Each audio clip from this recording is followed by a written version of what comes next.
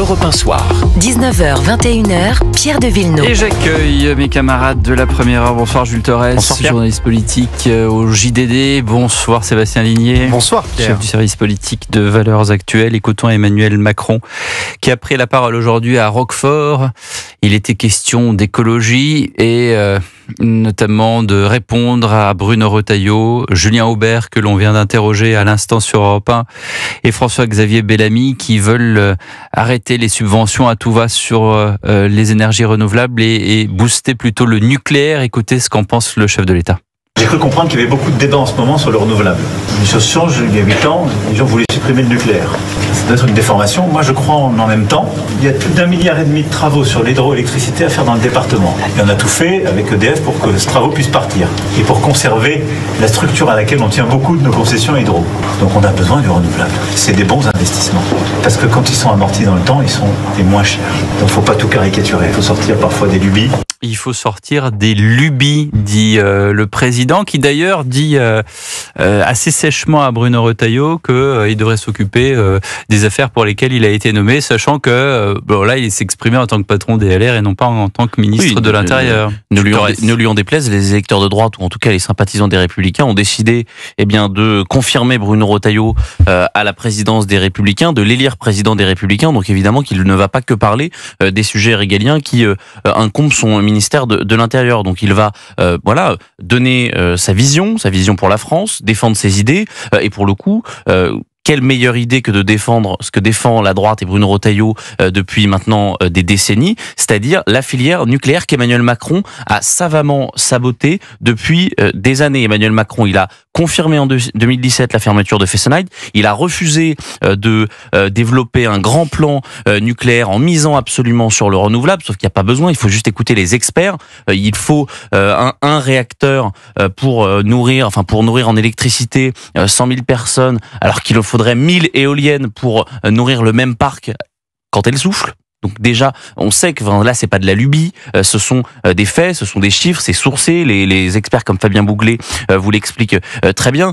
Donc évidemment qu'on voit ici une petite lutte politique, mais la lubie, elle est plutôt du côté d'Emmanuel Macron sur cette question des renouvelables. Évidemment que en 2017, il fait ça aussi car on est dans une recomposition, car il doit un petit peu lorgner du côté de l'électorat écologiste et vert, mais je suis pas sûr malheureusement que l'écologie politique aujourd'hui soit bien défendue, que ce soit par Emmanuel Macron ou même par l'Europe Écologie Les Verts. Oui, il y en a un qui est lucide de Verts, c'est Yann Verling et il sera mon invité tout à l'heure à 20h10, on verra ce qu'il en pense. Sébastien Ligné, vous faisiez des grimaces pendant que Julien Torres parlait. Je fais des grimaces parce que la droite n'a pas toujours défendu le nucléaire, Jules Torres. Il faut quand même se rappeler que sous Nicolas Sarkozy, avec ce fameux Grenelle de l'environnement, Jean-Louis Borloo parlait de multiplier par 10 le nombre d'éoliennes, et ça a été une grave erreur du quinquennat Sarkozy, que lui-même d'ailleurs a plus ou moins reconnu après. Donc finalement, le dogmatisme anti-nucléaire existe depuis toujours dans toutes les classes politiques. C'est peut-être parce qu'on n'avait pas suffisamment encore de recul sur le fonctionnement des éoliennes. Je vous mets par exemple le défi d'aller voir dans le nord de l'Allemagne. Alors en Allemagne, ils avaient construit des éoliennes à tout va, en se disant on va remplacer le charbon par les éoliennes. Et puis on s'est rendu compte que ça fonctionnait pas, ou en tout cas qu'il y avait trop d'énergie à un moment donné qu'on peut pas stocker, comme vous le savez. Et l'idée en Allemagne, c'était aussi de mettre alors ça pour le coup c'est assez pragmatique, de mettre les éoliennes au nord parce qu'il y a plus de vent. Et on s'est dit ça c'est quand même le truc à l'allemande, c'est-à-dire que on va faire un pipeline pour transférer l'énergie dans le sud du pays. Non, mais les Allemands, ils ont payé sur des années. Attends, tu sais ce qu'ils ont dit les Allemands? Ils ont dit, en fait, les écolos allemands, les Grünen, ont dit, 1, ça coûte trop cher de faire le pipeline, et 2, ça dénature les paysages. Ah oui. Quid des éoliennes? Oui, mais Sébastien Ligné, il y a 10 000 éoliennes aujourd'hui en France. Sébastien Ligné, qui est un francilien qui évidemment a habité en banlieue parisienne toute sa vie, ça ne lui pose aucun problème qu'au Sable d'Olonne on mette des éoliennes. Ça ne lui pose aucun problème sur le magnifique paysage du mont des Alouettes en Vendée, ça lui pose aucun problème qu'on mette des éoliennes. Mais le problème, c'est qu'il y a absolument le contraire. Je dis que la droite a participé aussi à en mettre des éoliennes en Vendée. Il y a aussi une demande des Français de ne ne pas polluer en réalité leur paysage. Donc moi je comprends très bien les agriculteurs qui acceptent que l'État leur fournisse des aides à condition qu'on installe des éoliennes, parce qu'évidemment on sait qu'aujourd'hui, étant donné le sabordage de notre agriculture, les agriculteurs finalement n'arrivent plus à s'y retrouver et utilisent d'autres moyens pour se nourrir tout simplement et pour vivre. Mais en revanche, ça pollue, ça provoque des maladies pour certains. Bien sûr, dans les éoliennes en mer, sur les fonds marins, c'est des millions d'animaux aussi qui ont du mal à naviguer. Voilà, et je crois que le chiffre c'est 300 000 oiseaux qui meurent chaque année à cause des éoliennes en France. Donc bon, à un moment donné, tout d'un coup, on oublie la biodiversité. Écoutez ce que disait sur ce sujet et sur cette tribune Agnès Pannier-Runacher, ministre de la Transition écologique. C'était sur France Info hier.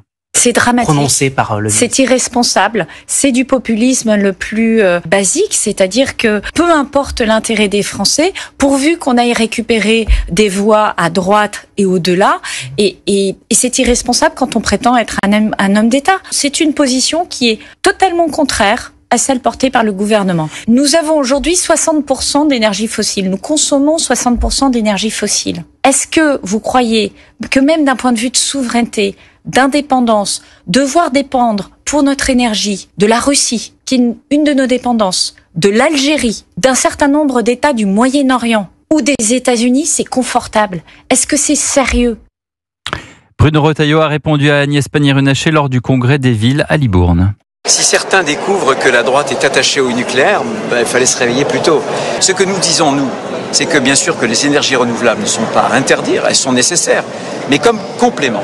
Et ce que nous disons, c'est que désormais, elles sont arrivées à maturité et qu'il n'y a plus besoin de les subventionner en respectant évidemment les contrats qui sont déjà passés, mais il n'y a plus besoin de les subventionner parce que si on les subventionne, alors on va alourdir la facture pour les Français, leur pouvoir d'achat, mais aussi pour la compétitivité de l'industrie.